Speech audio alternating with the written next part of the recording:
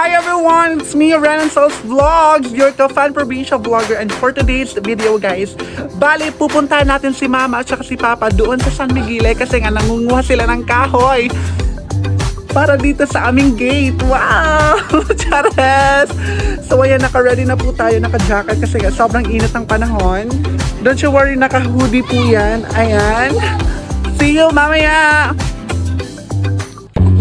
So on the way na tayo guys, papuntang San Miguel. Ito pala yung tinatawag naming Empress Road. Dito lang to makikita sa Barangay Pilit, Santa Fe, Leyte, Philippines. Ayan. So, biyahe lang tayo. Bali guys, nandito na tayo ngayon sa San Miguel. Ayan. Oh my God guys, may natatanaw ako. Oh my God, may natatawa ko si Mama, nandito na pala. Oh my God. Mother, ahabol sana ako sa inyo. Char, ang kinutak tatay. Mother, nagtataratat gate. Oh my, dito tayo sa San Miguel.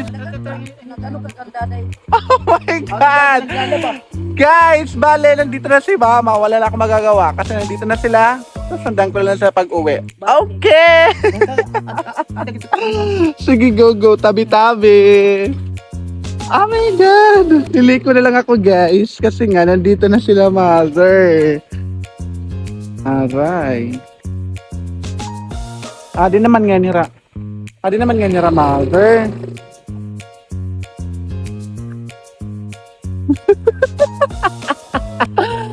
Oh my God! Ayun na sila, Mother! Ayun na si Mother!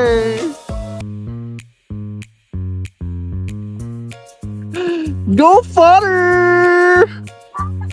Yes! Kumain na kami! Ay, waray! Oh, yes! Oh, kumain na! Pumatakinutan nga lang ka! So, yes! So, ayan guys, nandito pala sila Mama, pauwi na. So, ayan, uwi na rin ako.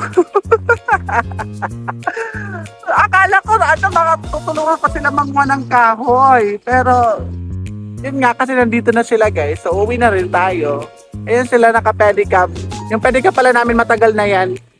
Mga around 15 years. Yan yung bumuhay sa amin guys, yung pedicab ni Papa. Diba? For 15 years, imagine. Sobrang tagal na. As in, dugot pawis yan ni Papa para lang kami mabuhay. Char! Ayun sila. Buyers! Da, da, na, na. Na, na, na, na, na. Na, na, na, na. Wow! What a mother! Number one! I love you! Both of you! Bye! Mwah, mwah, mwah!